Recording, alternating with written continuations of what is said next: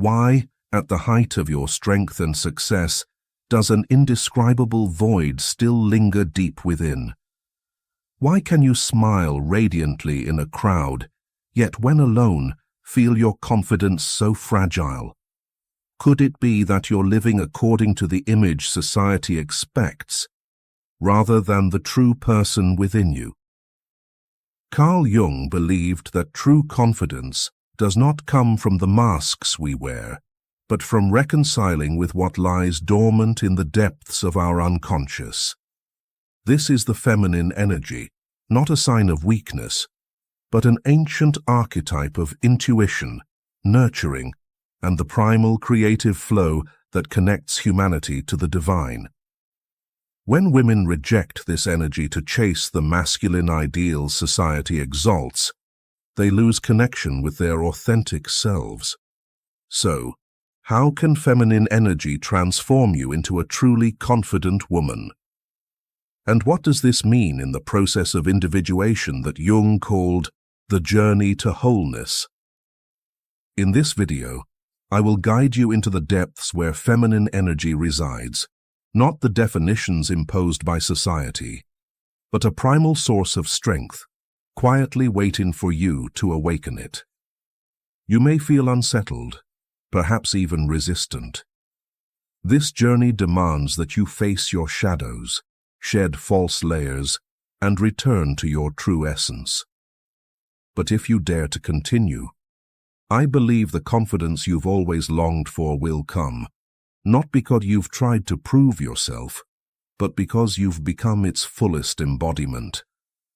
The question is, are you ready to tap into that power within yourself? Part 1.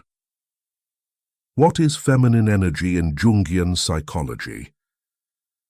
According to Jung, men carry an anima, the feminine aspect, women carry an animus, the masculine aspect. Here, feminine energy refers to a collection of archetypal qualities: intuition, nurturing, receptivity, and creativity. When Carl Jung explored the depths of the unconscious, he realized that every human being embodies opposing energies, masculine and feminine. These are not merely tied to biological gender, but exist as archetypes, eternal images, residing in the collective unconscious. For Jung, understanding feminine energy is not about women alone, but about half of human essence that modern society has forgotten. So, what is feminine energy? It is the capacity to receive, nurture, empathize, and connect through intuition, like fertile soil awaiting a seed to sprout. Feminine energy is not tied to weakness. It is the strength of stillness, the softness that can transform even a storm. Think of a moment when someone truly listened to you, without interrupting, without judging, simply being fully present. That feeling has a healing and uplifting power beyond any advice. That is a vivid expression of feminine energy.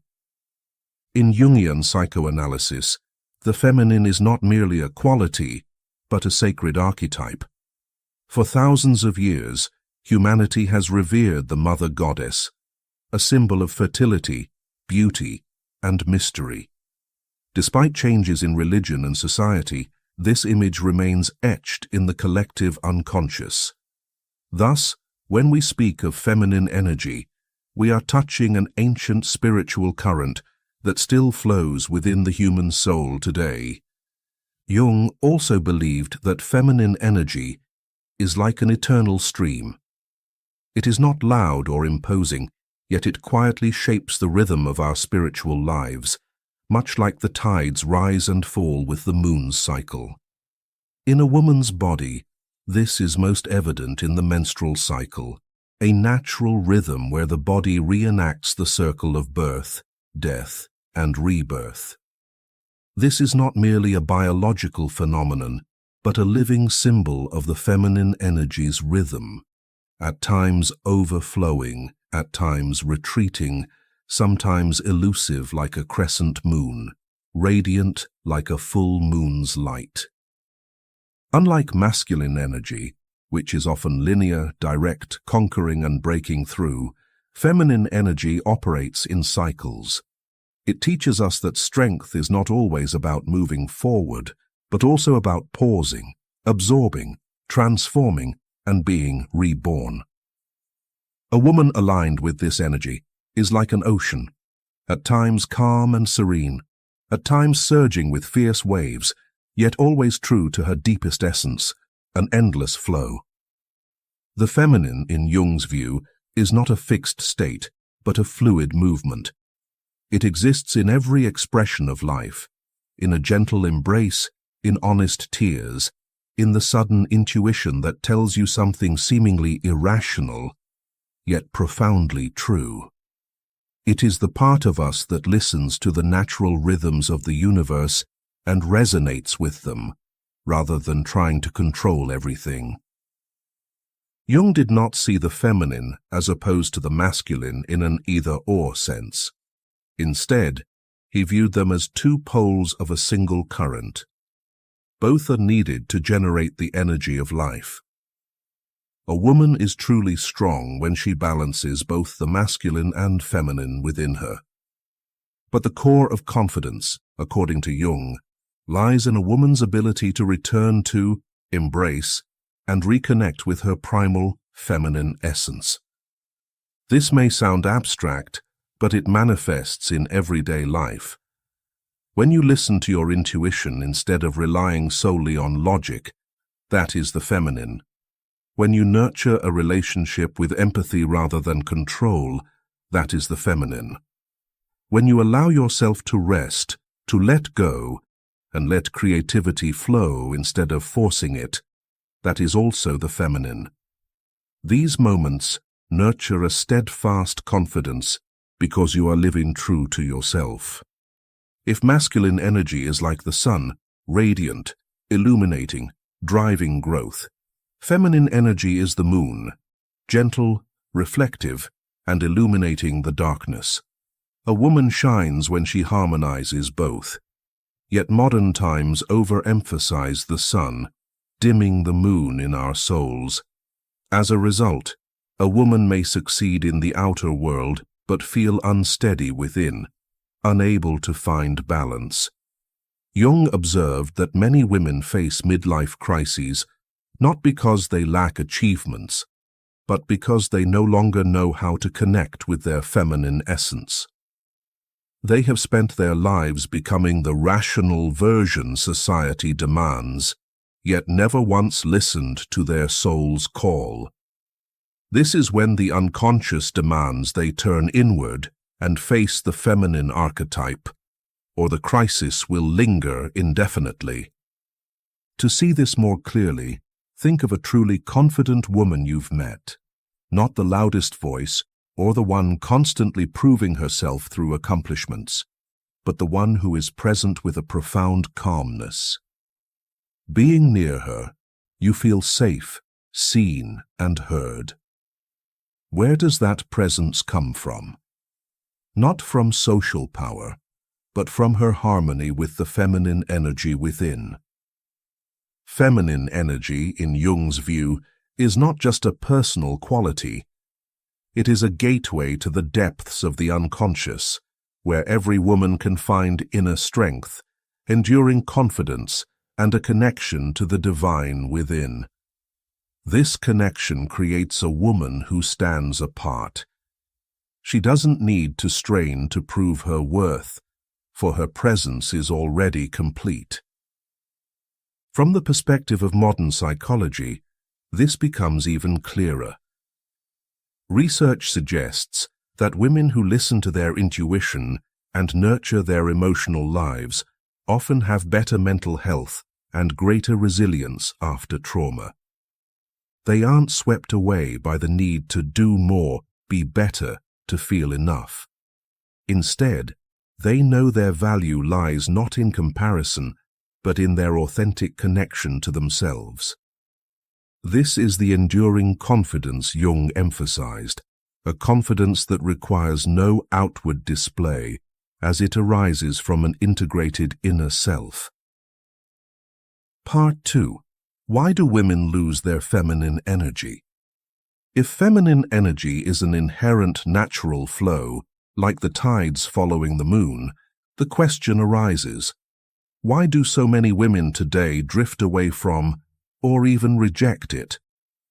Jung believed the root lies in an imbalance between consciousness and the unconscious, between what society demands and what the soul craves. In other words, women lose their feminine energy because they have spent so long living in roles imposed by the external world that they forget the natural language of their souls. A young woman who follows our channel once left a message saying, "I remember when I was a child, every time I sat daydreaming, sketching a world of my own in a notebook, my teacher would laugh and say, 'Don't be fanciful, focus on studying if you want a future.' Whenever I asked naive questions or got emotional over small things, my parents would call me a crybaby or overly sensitive. So I learned to swallow my tears, hide my imagination, and always try to appear rational. I thought that was what growing up meant, but the older I got, the more distant I felt from my own heart. Now I realize, from a very young age, I was taught to close the door to the softest and most sensitive part of myself." Hearing this, I was struck silent. Her story is not hers alone. It belongs to countless women. A generation grew up believing sensitivity is weakness, that daydreaming is useless, and that to survive, one must be strong and in control. And so, they donned a cold armor to be accepted, while the primal feminine within was pushed further into the shadows. Perhaps this is a moment to pause and listen to ourselves. Ask yourself, how many times in your life have you held back tears to appear strong? How many dreams did you abandon because others called them unrealistic? And how many moments did you hide your sensitivity when that was the most beautiful and authentic part of you? In adulthood, societal pressures amplify this rejection of the feminine. In the workplace, decisiveness, competition, speed, and efficiency are celebrated as measures of success. A woman seeking to establish her place must adapt to these rules. She learns to work tirelessly, speak firmly, and act tough to earn respect. But each step toward these standards pulls her further from her feminine essence, one tied to fullness, flexibility, nurturing, and intuition. Jung emphasized that any part of the self that is rejected does not vanish but is pushed into the shadows, becoming the shadow. When women deny their feminine energy, it doesn't die. It becomes an inner darkness. This shadow often returns in painful ways. Exhaustion despite success, loneliness amidst a crowd, or cracks in relationships that seemed perfect. A woman may lead an entire company, yet return home feeling distant from her own children. She may sit in a luxurious living room, yet feel an inner emptiness. This is not personal failure, but a sign of disconnection from feminine energy. This disconnection doesn't only occur in societal contexts, it happens subtly in personal life too. Many women fear showing vulnerability, dread losing face by shedding tears, or worry about being judged as too sensitive. Yet the very things they fear are gateways to true strength. Tears don't weaken a woman, they allow her to release and heal. Intuition isn't irrational. It's the language of the unconscious, which Jung saw as the key to the self. But when these qualities are devalued, women gradually forget how to listen to their inner voice. The rejection of feminine energy also leads to the phenomenon of the persona. In Jungian psychology, the persona is the mask we wear to be accepted by society. It's not inherently bad, as everyone needs a layer to navigate the world. But the problem arises when the persona ceases to be a tool and becomes a false self that dominates life. For women, rejecting feminine energy often inflates the persona. She adopts the role of the successful one to gain respect, or the perfect wife to be recognized. On the surface, everything seems ideal. But the longer she lives in these roles, the further she drifts from her true self. Feminine energy is pushed into the unconscious, and the inner divide grows. On one hand, society praises her. On the other hand, when alone, she feels hollow, as if living in someone else's body. Jung called this the tragedy of the modern soul. People lose their essence to become the image others expect. This tragedy deepens when passed down through generations. A mother disconnected from her feminine side unconsciously sends subtle messages to her daughter. No explicit words are needed, just a glance, an attitude, or daily reminders. Stop crying, it's weak. Study hard to secure a stable career. Don't daydream, life isn't like that.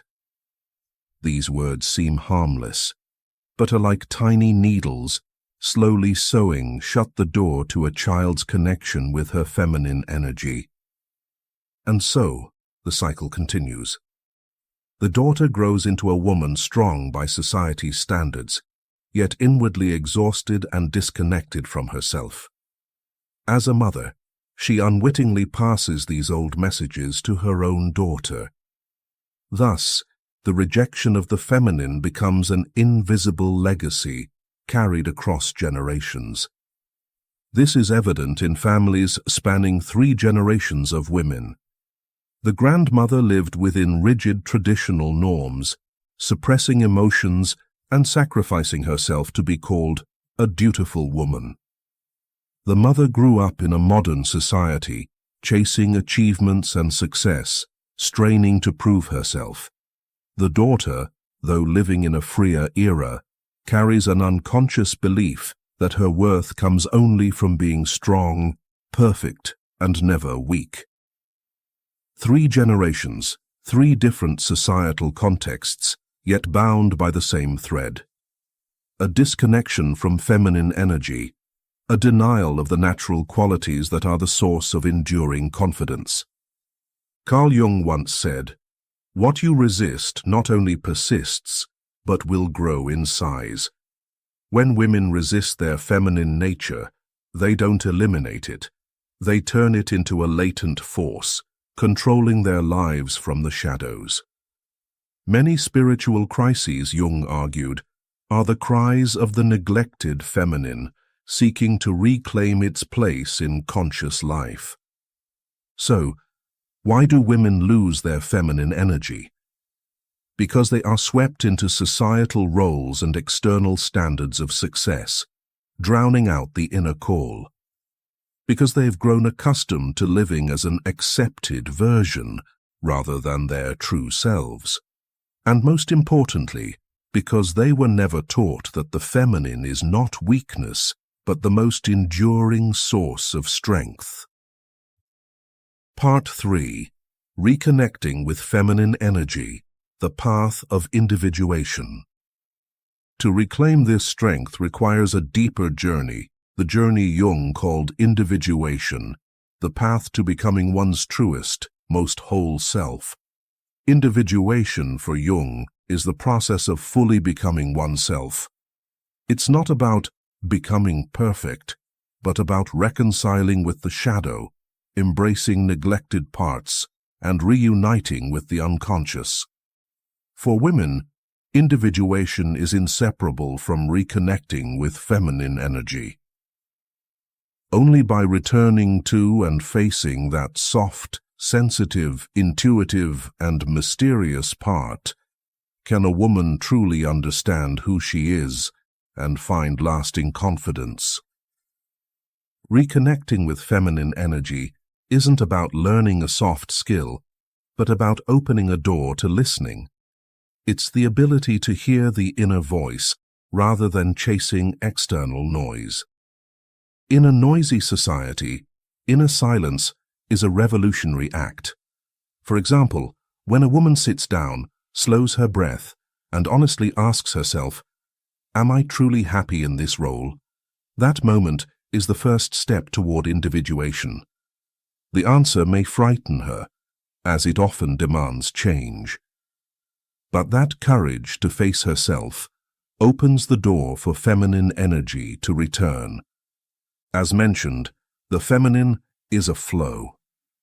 Reconnecting with it means allowing oneself to live by natural cycles rather than forcing oneself into an endless linear path. Consider the menstrual cycle, a rhythm of a high energy at times and rest at others. If society teaches us to always push forward, to always be efficient, the feminine reminds us that rest is part of creation. A woman who dares to honor her body's natural rhythms, who allows herself vulnerability when needed, is practicing connection with the feminine. In that acceptance, a different strength is born, the strength of truth. Jung observed that true confidence comes when one no longer needs to fight to defend an image. The feminine offers this. When women reconnect with their feminine energy, they find a quiet confidence that doesn't need to assert itself. It radiates from their presence, like a candle in the dark. It doesn't demand attention, yet everyone is drawn to its light. A simple example: a woman may talk for hours about her achievements, yet others sense an emptiness in her eyes. Meanwhile, some women say little, make no effort to prove themselves, yet their presence makes you feel heard and accepted. That confidence doesn't come from skills, but from harmony with the feminine flow. They no longer live as a mask, but as a true human being. Reconnecting with feminine energy also means facing the shadow. The rejected feminine often lies deep in the darkness, accompanied by shame and wounds. A woman on the path of individuation must courageously confront these rejected parts, the times she felt weak, the dreams mocked, the emotions dismissed. Instead of continuing to deny them, she must learn to embrace them as part of her being. In that moment, the shadow transforms into light. If life is a piece of music, masculine energy is like the drum beat, clear, strong, driving forward. Feminine energy is the pauses, the soft melody between notes. A song of only drums is rigid and noisy, but with melody and pauses, it touches the soul. A woman connected to her feminine energy lets her life's music play fully, rather than as a monotonous rhythm of strain. In practice, women can nurture their feminine energy in many ways. Some turn to art, painting, writing, dancing, and singing as a gateway to intuition. Others return to nature, walking under moonlight, touching water, listening to the wind, reminding themselves they are part of the universe. Others begin with silence, turning off the phone, sitting alone, and listening to their heart's rhythm. These seemingly small acts are profound steps on the path of individuation, as they create space for the feminine to rise. Importantly, reconnecting with the feminine doesn't make women weak. On the contrary, it makes them stronger than ever. This strength comes from wholeness, from daring to live within a truth, no longer hiding behind roles. Jung once said, "I am not what happened to me, I am what I choose to become." When women choose to reconnect with their feminine energy, they are no longer defined by societal expectations or past wounds, but become the true masters of their lives. When a woman connects with her feminine energy, the impact extends beyond herself. it ripples to her family, her children, her community. A mother who listens to her emotions teaches her children that sensitivity is a gift, not a burden. A wife who nurtures her feminine essence creates a safe space for mutual love and growth. A female leader who blends reason with intuition makes more humane decisions, fostering a healthier work culture. Individuation is not a one-day process. It's a long journey, often fraught with crises, conflicts, and pain, as it demands facing the truth. But through these struggles, the true self emerges. And when individuation roots you from within, the image of a confident woman appears unlike any stereotype, a presence that makes the world pause and listen. Part 4. What does a truly confident woman look like? So, what does such a woman look like? She is not a fixed archetype, but a state of being, a quality that shines through in every gesture, glance, and way of living. A truly confident woman, first and foremost, does not strain to prove her worth. She doesn't need to boast about her achievements or wear titles to feel complete. Her confidence is not loud, but radiates as a natural magnetism. You might encounter her anywhere, in a boardroom, on the street, or in a quiet cafe, and sense that her calm presence transforms the space around her. This is the confidence born from reconciling with herself, from ceasing to fight against her own nature. Unlike the popular modern image of a confident woman, often tied to decisiveness, control, or unyielding poise, the Jungian woman embodies a different quality. She embraces both her strength and her vulnerability. She can be powerful when needed, but is courageous enough to cry when in pain, to say, "I'm not okay," when truly exhausted. This is not weakness, but the mark of a mature soul, one no longer afraid to reveal its fragility to the world. A truly confident woman is also free from the control of societal masks. She may play the roles of mother, wife, or leader, but she does not let those roles consume her essence. She knows she is more than any label. Thus, when society strips away a role, career, relationship, or image, she does not collapse. She stands firm on the foundation of her true self. This explains why true confidence brings a sense of freedom. Such a woman no longer lives to please others or obsesses over being liked, admired, or accepted, echoing Jung's words. The privilege of a lifetime is to become who you truly are. Another hallmark of true confidence is a deep connection to intuition. No longer swayed by external noise, she listens to her inner voice. In situations where logic alone fails, her intuition becomes a guiding compass. Because she trusts herself, she no longer feels lost amid countless choices. Others may doubt her, but she moves forward, having learned to trust her inner wisdom. Imagine a woman making a significant decision, changing careers, ending a relationship, or embarking on a new journey. With false confidence, she might panic, seek everyone's opinions, fear mistakes, or dread loss. But with true confidence, she can pause, turn inward, and choose with calm assurance. The outcome may be uncertain, but her inner peace inspires others to trust her. Jungian confidence also manifests in respecting one's natural rhythms. A truly confident woman doesn't force herself to always be active, perfect, or strong. She allows herself to rest, to make mistakes, to slow down. Paradoxically, this permission makes her stronger, more resilient, and more creative.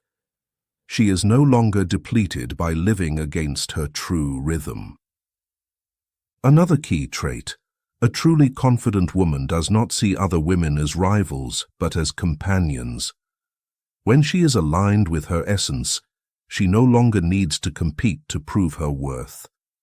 Instead, she uplifts, connects, and creates a safe space for others to shine. Here, confidence is tied to generosity, a confidence that doesn't need to compete because she has found her value within. At this point, she also understands something deeper. The feminine flow is never just personal, it is collective. It grows stronger when shared, resonating and rippling among women.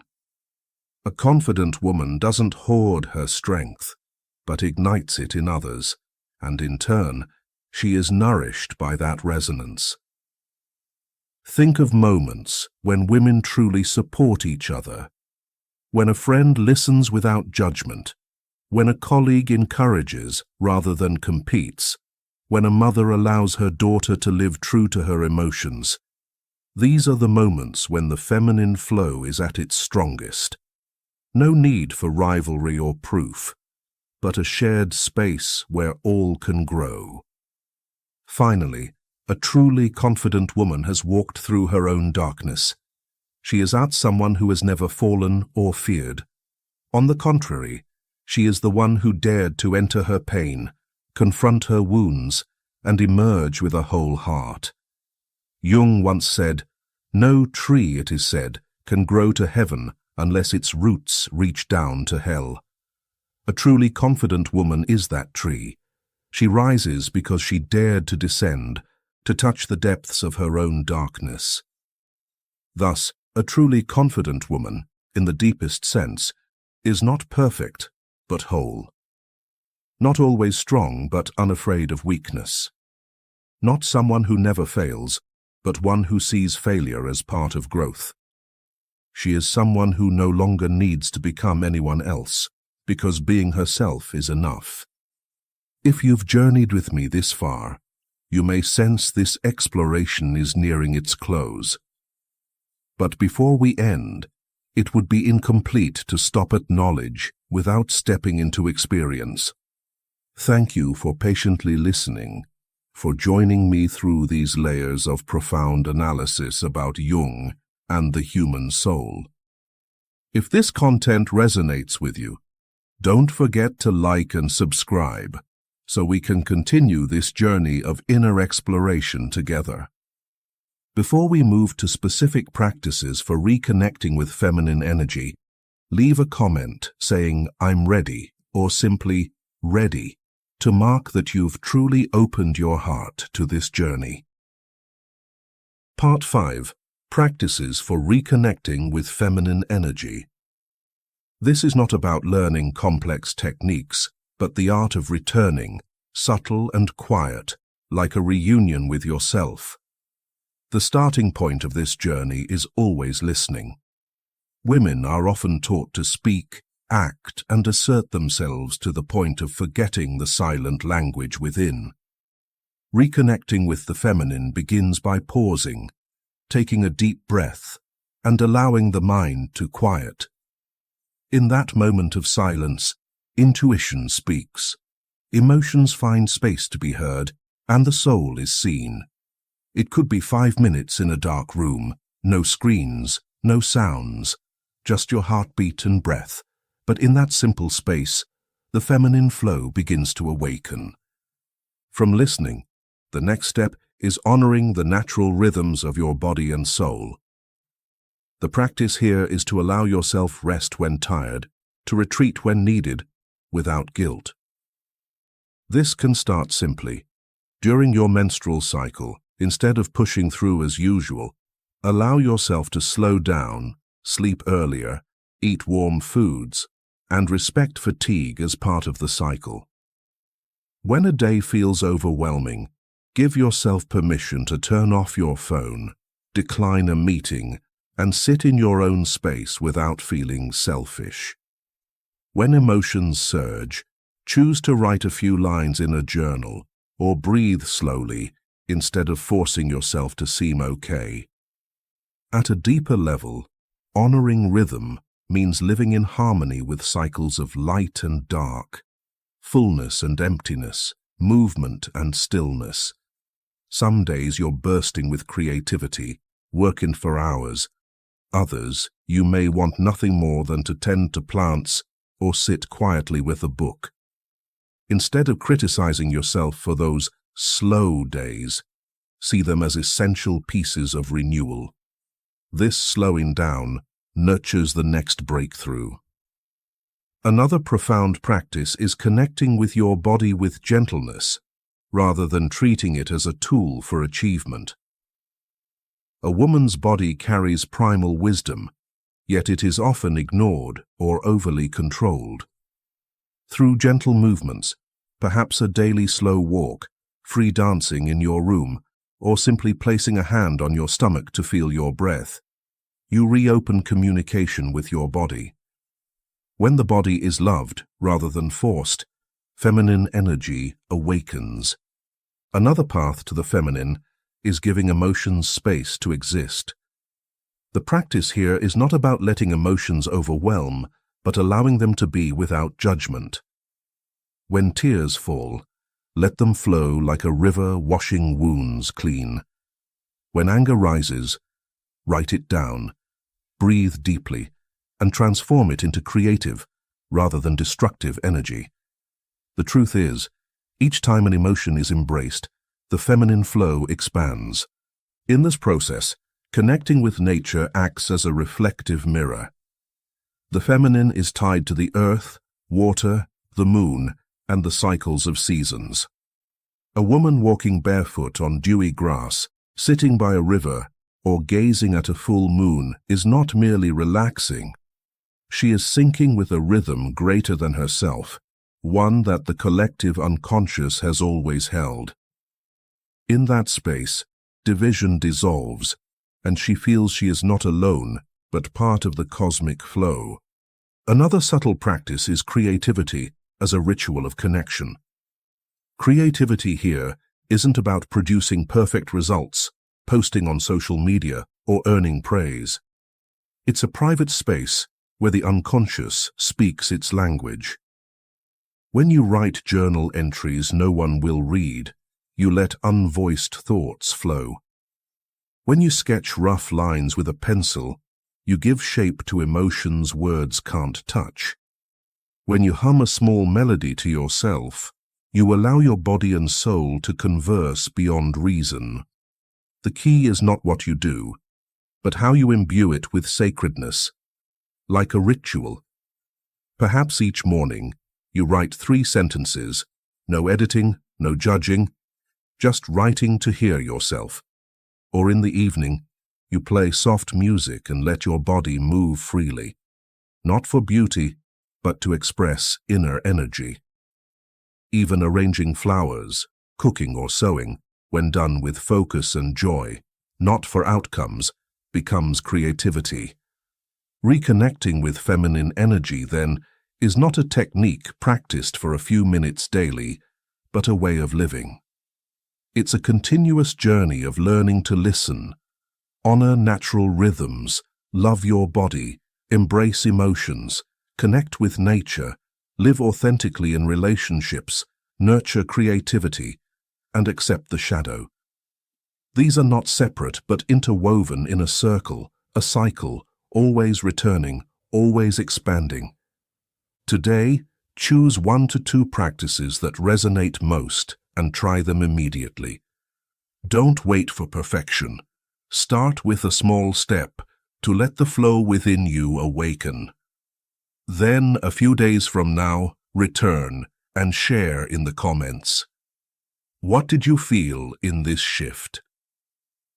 Ultimately, what remains is not a concept to memorize, but a quiet decision to stand with your soul.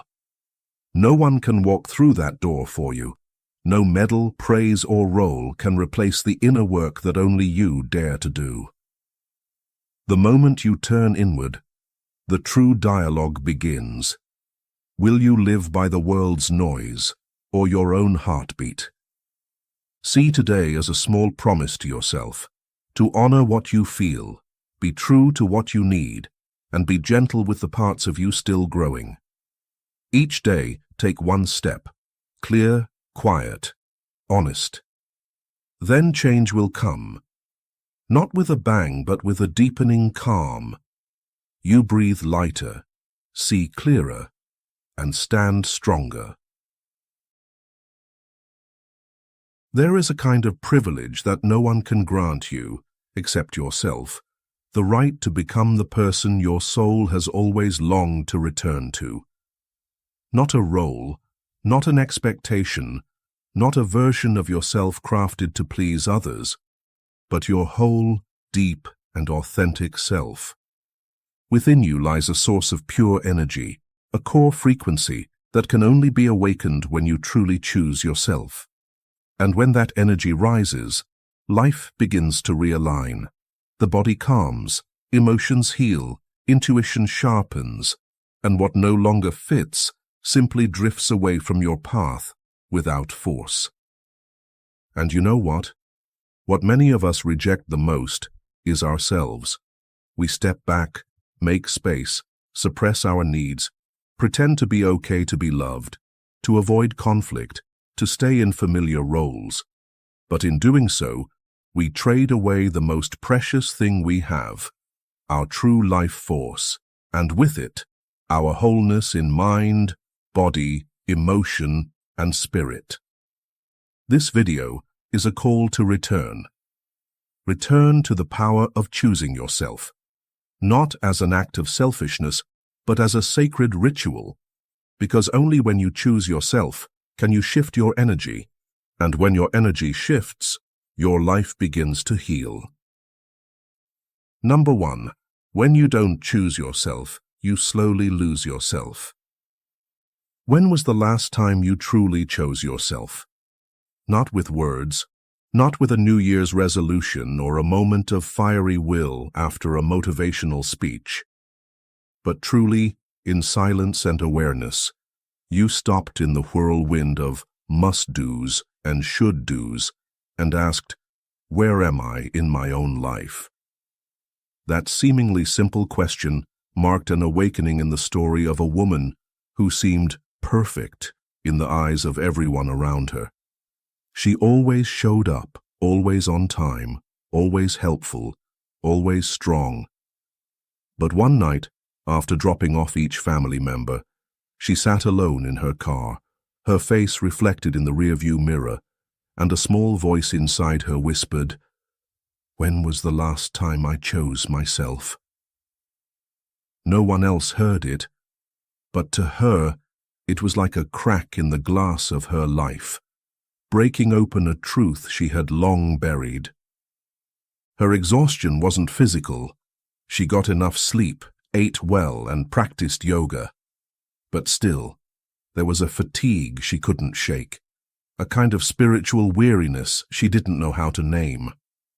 This isn't rare. Jung once made it clear that we are not tired from work, but from playing inner roles that do not belong to us. He wrote, "The most terrifying thing is to accept oneself completely." Because of that fear, we wear social masks, the devoted mother, the ideal child, the exemplary employee, and in doing so, we lose our inner voice. That is the price of living outside of ourselves. Jung called this the alienation from the self, the true essence, when the individual becomes absorbed by personas, the masks we create to survive. When you don't choose yourself, you don't just grow weary, you start to fall apart. On the outside, you still smile, still reply to messages, still get your work done.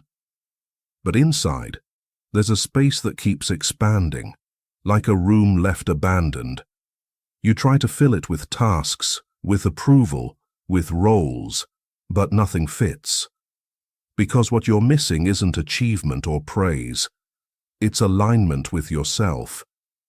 When you live too long out of sync with yourself, the body starts sending signals: insomnia, restlessness, anxiety, and emotional numbness. These are not just medical symptoms, they are warnings from the unconscious, In analytical psychology, Jung described inner growth as the process of individuation, a journey where each person must separate from the shadow of society, of the collective, to recognize and connect with their authentic self. But most of us, instead of stepping into that journey, choose to avoid it. We confuse our worth with our usefulness to others. We're praised for sacrificing, for carrying burdens, for not thinking of ourselves. And slowly, we learn to call self-abandonment responsibility, exhaustion kindness, and resignation love. That woman never asked the question until she couldn't pretend anymore. But that was the beginning. Jung once wrote, "We cannot change anything until we accept it. Condemnation does not liberate, it oppresses." In that moment of facing the rearview mirror and herself, she didn't just feel pain. She saw the truth, and that was the first step toward change. When you accept that you've abandoned yourself, not to punish but to begin healing, your inner energy starts to shift. Many still believe that choosing yourself is selfish, a betrayal of duty. But the truth is, when you don't choose yourself, you have nothing left to give. Love cannot grow from depletion. Jung understood this well when he distinguished between the ego and the deeper self. He believed that much of our inner pain comes from being out of alignment with that central axis, the place where one can be fully present with their emotions, limits, desires, and contradictions without denying them. One striking example of this is modern research on emotional burnout. Studies show that people who constantly prioritize others' needs over their own are more likely to suffer from depression and emotional disconnection. This aligns perfectly with Jung's view that what we repress in the unconscious becomes the shadow, the hidden side that silently shapes our behavior. When you constantly suppress your need for rest, your desire to say no, your feelings of hurt or frustration, you're pushing them into the dark. And the shadow doesn't disappear. It leaks out as unexplained fatigue, sudden anger, numbness, and the sense of being trapped in a life that doesn't feel like your own. Back to the woman in the story. After that moment of awakening, she began a simple practice. Every day, she gave herself 10 minutes to ask just one question. What do I need today? Not, what do I have to do?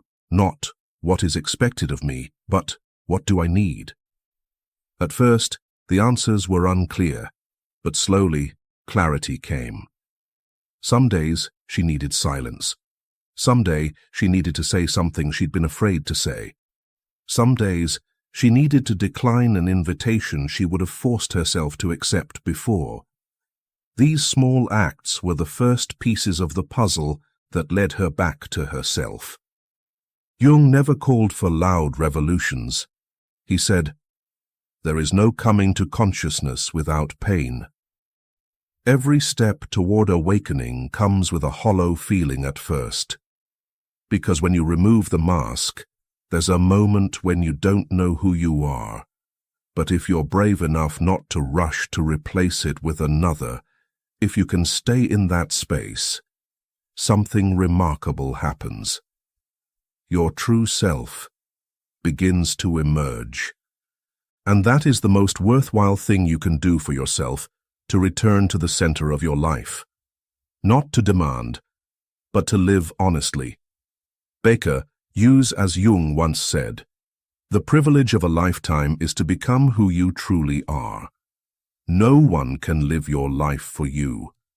And if you don't choose yourself, no one else can do it for you."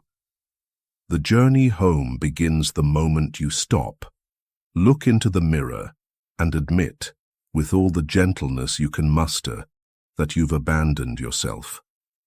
But from today, you can choose again. No grand promises, no one's permission. Just one small choice, repeated daily. I choose myself, and I will not abandon myself ever again. Number 2, the consequences of not prioritizing yourself.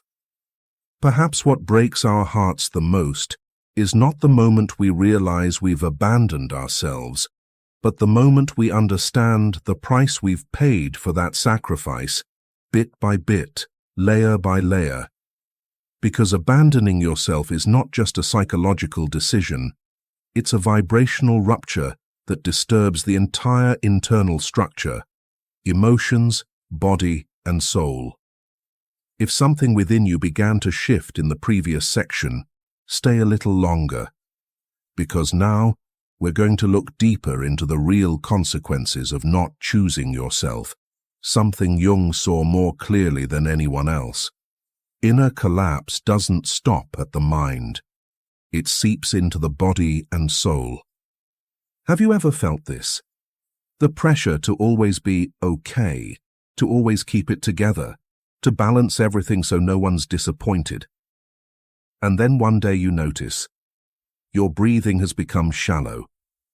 Your forehead stays tense even when your mind is blank.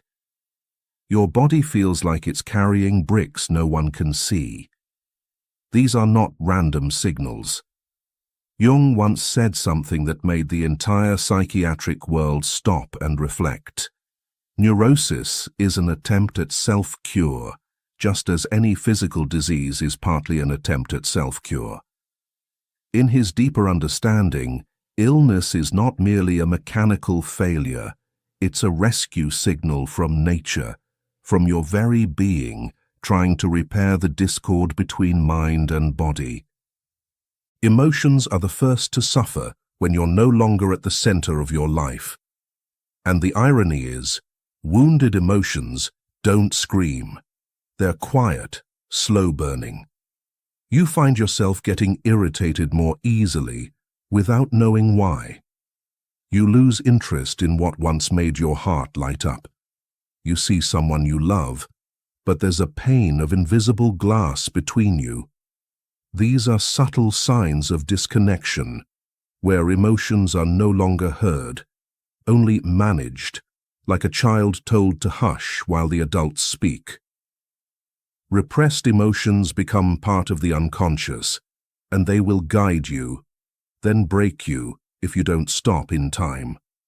Emotions affect the body, and the body never lies. You can pretend to be okay, to be strong, to need no one. But your body knows. It remembers every moment you swallowed anger for fear of being judged. It records every time you held back tears because it wasn't the right moment to be weak. And one day it will speak through unrelenting shoulder pain, a tightness in your chest when trying to please others, sleepless nights where the mind won't stop. In Jung's language, this is the shadow invading the physical body, the rejected parts of you finding a way to surface. You might go in for a health check and be told, everything is normal. But you know something isn't. You're no longer yourself, and you are exhausted in your skin. If you've stayed with me this far, you've probably already felt some truth in this. So, let me ask you, when was the last time you truly listened to your body? Not when it screamed in pain, but when it whispered something soft, like a gentle signal. Don't wait until your body has to shout, because the consequences of not prioritizing yourself go deeper than emotion or flesh. They touch something more sacred, your spirit. Spirituality is not some distant mystical concept. For Jung, it's the connection to your innermost self, what he called the self. When you stop living honestly with your emotions, when you deny your body's needs, you gradually sever the link to your soul. You start to feel lost, even when everything seems fine. Your life begins to feel adrift, without a center. You might be busy, successful, but it all feels hollow. This is the state Jung described as falling away from the individuation path, where people live according to others' orbits, disconnected from their depth. And he believed this was the root cause of many modern spiritual crises. Let me share with you a case Jung once described in therapy. A woman with chronic depression came to see him after years of failed treatment. She had no trauma, no tragic event, no material hardship, yet she always felt empty. During analysis, Jung discovered that she had lived her whole life trying to be the perfect daughter, conforming to her parents' expectations, rejecting her dreams, her feelings, and eventually, her soul. Jung helped her reconnect with forgotten dreams, with inner symbols, with the primal parts of her that had been buried. And from there, the emptiness began to dissolve, not through medication, but through coming home to herself. Do you see a part of yourself in this? If so, it's not to blame yourself. It's to understand. Your body isn't betraying you. It's protecting you. Your emotions aren't bothering you. They're calling you back. Your soul isn't lost. It's just waiting for you to remember the way. Reconnecting all levels, emotional, physical, spiritual, begins with a simple act.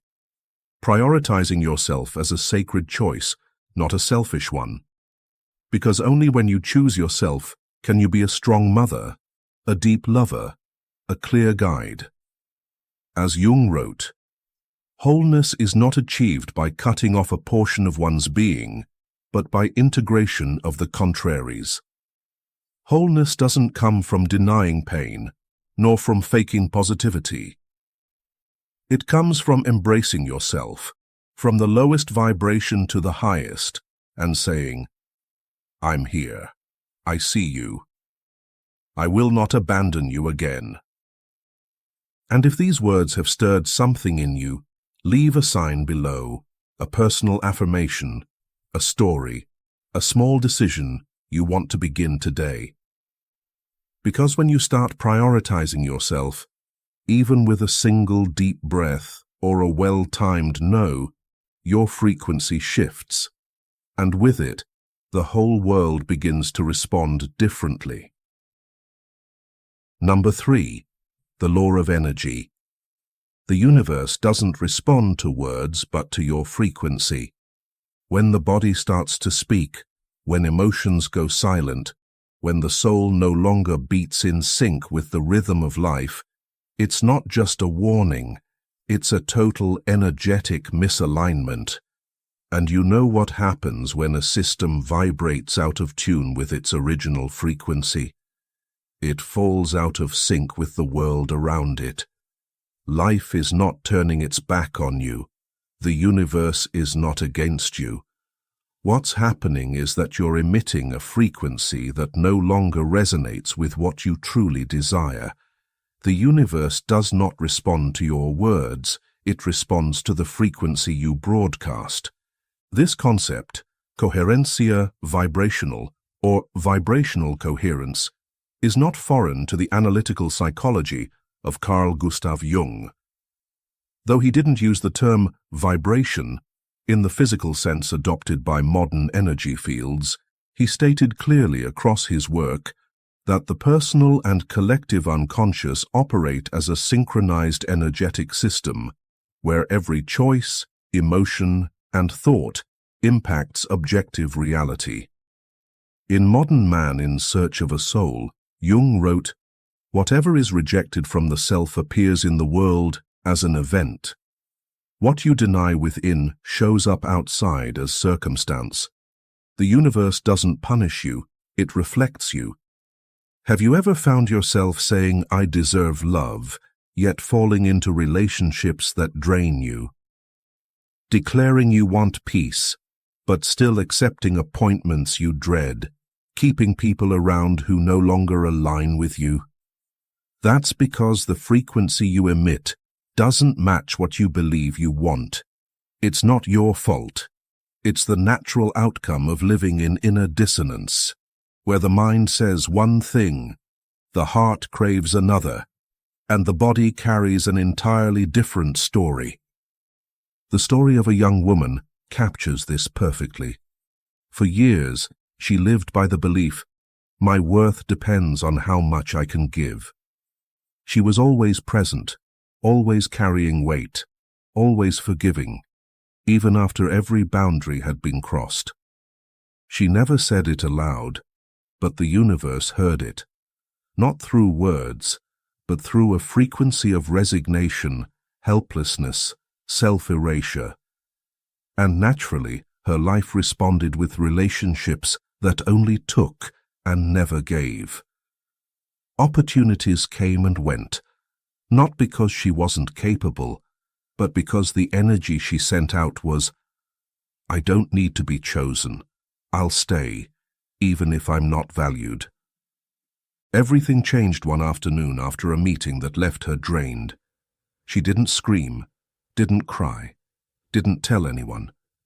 But in the silence, she made a quiet vow to herself. I will not give myself again to what doesn't know how to hold me. And something strange began to happen. Not dramatically, not loudly, but slowly things began to shift. The people who made her feel small started fading away. Her chest felt lighter, her gaze was steadier, because her energy had changed, and the universe heard it. Jung once said something incredibly profound. Perhaps you've heard it, but this time feel it fully. You are what you do, not what you say you'll do. Letters, Volume 2. In vibrational terms, what you emit comes not from declarations, but from consistent behavior. When that young woman stopped replying to messages when she didn't want to, went to bed early instead of pushing through, and declined invitations she once accepted out of fear of being left, she wasn't changing habits. She was reprogramming her energy field. Everything in life has a frequency. A lie has a frequency. A toxic relationship has a frequency. An action driven by fear carries a frequency. And when you live in contradiction, saying you love yourself while behaving in ways that betray you, the universe hears the static of that contradiction and responds with misaligned outcomes. It's like tuning a radio to 95.0 expecting to hear what's on 101.1. You'll never get a clear signal unless you adjust the dial. So, how do you adjust? The answer isn't changing the world. It's in one decision, the decision to choose yourself, not once, but every day, in small choices. It might be a deep breath when you feel overwhelmed. Saying no to something that weighs you down. Having a meal without phone notifications. Spending 1 hour not responding to anyone. These simple actions hold the power to recalibrate your inner frequency. And once you shift that, the universe has no choice but to reorganize everything around you. In the Red Book, Jung wrote, "The soul demands your folly, not your wisdom." Meaning, sometimes our awakening doesn't come from reason, but from doing something that seems foolish, like learning to love yourself. Something simple, yet for many, revolutionary. Loving yourself isn't about dressing up or taking selfies. It's about having the courage to live in alignment with the energy your soul needs to thrive. And if you're wondering how to tell whether you're vibrating out of alignment with your true self, ask this question. Am I living as the person I want to become? If the answer is not sure or not quite, it might be time to stop broadcasting the wrong signal, hoping others will tune in. Tune into yourself and let the universe find you again, clearly, completely, without distortion. You don't need to do anything grand right now, but you can start with one small decision. From today on, I will only invest energy into what helps me grow. I will stop transmitting "I'm not worthy" through actions that betray myself. And if you truly want to witness the miraculous, try this every day for 1 week. Write down one action you take to choose yourself. It doesn't have to be perfect, just real. Then come back here and tell me, how did the universe respond? Because you'll see, when your frequency changes, everything changes. Number 4, the journey back to the self, Jungian individuation. When you change your energetic frequency, the universe changes how it responds to you. But that isn't just a surface-level vibrational shift. In truth, you're taking the first steps on a deeper path, an inner journey that Carl Jung called individuation. It's a process that not only helps you live in the right energy, but also brings you back to your soul, a journey no one else can walk for you. Individuation, in Jung's framework, is the process by which a person becomes whole, not by creating a better version of themselves, but by integrating all parts of who they are: light and shadow, reason and instinct, societal roles, and the voice of the soul. In the relations between the ego and the unconscious, Jung writes, individuation means becoming a single, homogeneous being, and insofar as individuality embraces our innermost, last, and incomparable uniqueness, it also implies becoming one's self. This isn't a journey to become someone. It's the return to who you already are, beneath the dust of habits, roles, and the things you once believed you should be. But have you ever asked yourself, what made you forget who you are in the first place? Why haven't you been living as your true self from the start? Jung had an answer. From childhood, we begin wearing social masks, personas, to be loved, accepted, and safe. We learn to please, to endure, to not be too different. Slowly, the true self is buried beneath a constructed self, the one that can survive in this world. That's where the journey of individuation begins. When you start realizing that the self you're living isn't you.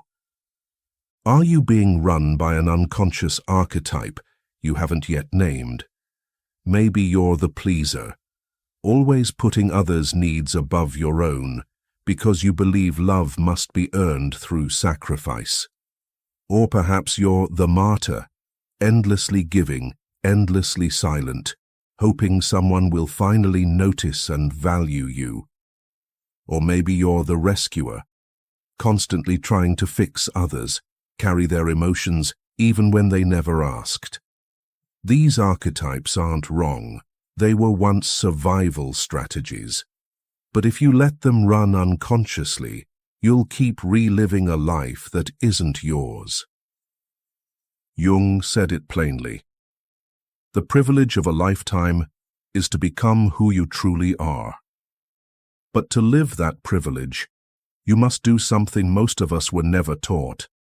Learn to refuse the self that was programmed, to choose the original self again. And that doesn't begin with one grand transformation. It begins with small, intentional acts as a way of returning to your energetic center.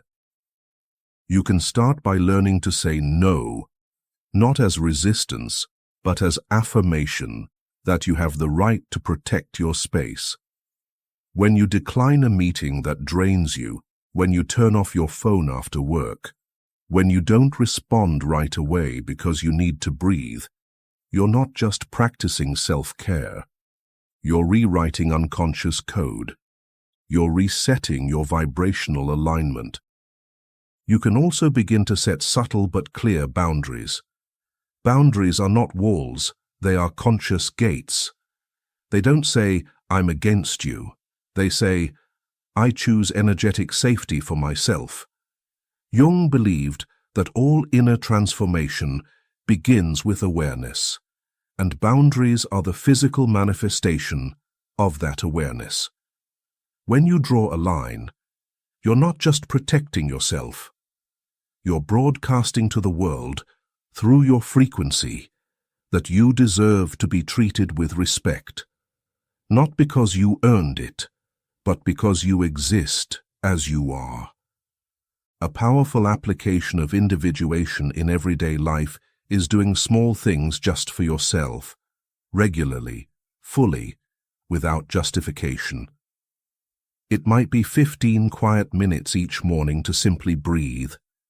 It might be journaling at the end of the day, not to analyze, but just to feel. It might be letting go of a relationship simply because you know that energy no longer helps you grow. These small acts, over time, rebuild the architecture of your soul, like drops of water gathering into a river. In Psychological Types, Jung wrote, "The shoe that fits one person pinches another. There is no recipe for living that suits all cases," meaning there's no universal formula for happiness or selfhood. Each person must walk their road, find the soul shoe that fits them alone. Individuation doesn't promise ease, but it does promise this: you will become real. I know, the path back to yourself isn't always smooth. You'll face guilt for saying no. You'll question whether you're selfish for putting yourself first. You might feel lost as you begin to release roles that once helped you survive. But you won't be alone. In the moment you choose yourself, you'll reconnect with a force that has been waiting inside you all along, a kind of wisdom deeper than fear, stronger than habit, the call of your soul. So, are you ready to begin that journey? Will you dare to release the archetype to find the self? You can start today, no permission needed, no approval required. Choose one small action to come back to yourself. And if you do it for 7 days, I invite you to return here and share what changed. Because, as Jung said, who looks outside dreams, who looks inside awakens. And awakening sometimes begins with a loving no, a boundary drawn from self-respect, and a quiet minute where you finally hear yourself again. That's when individuation is no longer theory. It becomes the breath of your life. Number 5. Practice, energy rituals, and the return to self. Once you've identified the path back to your true self, the next step is not theory, it's practice. Jung always emphasized that true transformation doesn't come from intellectual understanding alone, but from a lived, embodied experience of the self.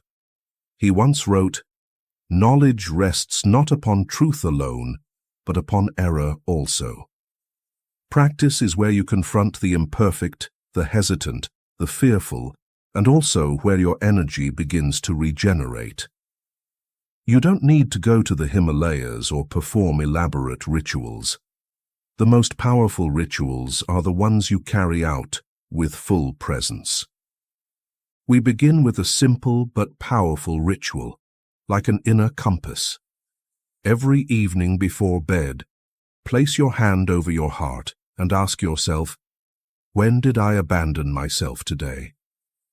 Let this question take you back through your day, not to judge, but to listen. Maybe it was when you said yes to something your intuition said no to. Maybe it was when you smiled, though you felt like crying. Maybe it was when you kept scrolling to avoid the sting of loneliness.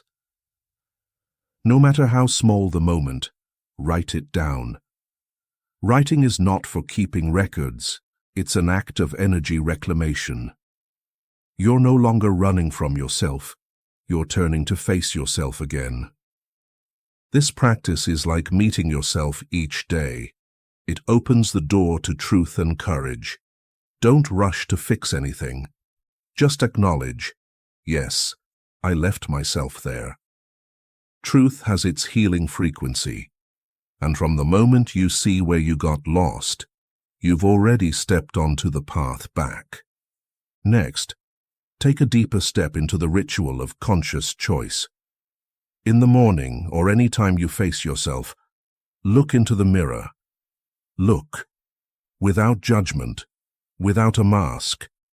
Look with the eyes of someone who has lived enough to know that staying with yourself is a radical act. Then speak aloud, in the steadiest voice you can find. I am my priority. I don't need to be chosen, because I have already chosen myself. This is more than an affirmation. It's a vibrational declaration, a signal you send into your energy field and out to the universe.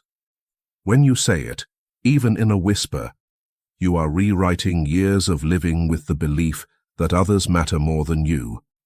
You are retraining your body, your nerves, your heart, that real love begins within. And slowly, change begins. Your voice grows clearer.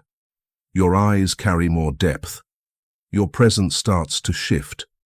Not because you did something, but because you came home. The third ritual may be the most subtle because it relies not on words, but on the body's intelligence. Take a few minutes each day, especially when you feel unsettled or heavy, to sit still and bring your attention inward. Don't try to analyze or figure anything out. Just ask, what is my body holding and where? You might feel the weight in your shoulders, perhaps an unspoken responsibility, a tightness in your chest, maybe sadness you haven't let yourself cry out, a clenched belly, possibly repressed anger. Jung once emphasized, the body is the shadow of the soul. Your body is the most honest reflection of your soul. It remembers everything your mind has forgotten or ignored. When you locate an energy knot in your body, place your hand there and whisper, I see you. I hear you. I'm not asking you to go away. I'm here with you. That gentle attention holds incredible power. Many believe emotional release means crying or screaming. But sometimes release is simply allowing presence without judgment. And through slow breaths and still moments, the energy will begin to move, like an underground stream, finding its way through broken stone. You can pair this with visualization. Imagine gathering fragments of your energy scattered throughout the day. The moments where you tried too hard, smiled too wide, gave too much. Pick up each piece, bring it back to your heart, and say, I call you home. This is home. Do this for 7 days. You'll start to feel it. A lighter body, a clearer mind, and most remarkably, a stronger inner voice. Carl Jung wasn't just a theoretical psychologist. He was a steward of living rituals for the awakening journey. And you don't have to wait for enough courage, time, or conditions to begin. You only need to choose one small ritual, a daily gesture that tells yourself, I'm coming back. And if you've ever asked, how do I truly change my energy and heal my life? The answer isn't out there. It's in every moment you stop to look, to listen, to breathe with yourself. It's not something you have to do. It's an invitation. And if you feel that invitation stirring something inside you, try choosing a ritual tonight. Just begin. That's enough. The rest, energy will guide. And then you'll realize, the journey of prioritizing yourself doesn't just change the way you feel about who you are. It shifts the entire current of life around you. You no longer need to strain for recognition or exhaust yourself, holding on to what no longer belongs. You begin to emit a new frequency, the frequency of someone who has returned to the center of their own life. And at that frequency, the universe hears you more clearly than ever before. Carl Gustav Jung once said something that still silences the soul with its weight every time it's repeated. Who looks outside, dreams. Who looks inside, awakens. Awakening doesn't begin on a distant horizon. It begins right where you are, the moment you dare to look inward with gentleness, honesty, and a promise never to abandon yourself again. And if you've been waiting for a sign to begin, this is it. Choose yourself. You don't need a reason. You don't need perfect timing. You don't need anyone's permission. Choose yourself like a living ritual. Every day, one small act, one quiet sentence, one moment of stillness reserved for your soul. Because the energy you send out is not just vibration, it is the most powerful silent prayer you can offer to the universe. And trust this: when you choose yourself with full presence, the universe will choose you back in the way things start to fall into place, unexpectedly, precisely, and with quiet love. If you want to continue exploring your inner world through the wisdom of Carl Jung, subscribe to the channel, because what you're searching for within, we will begin to uncover together from today.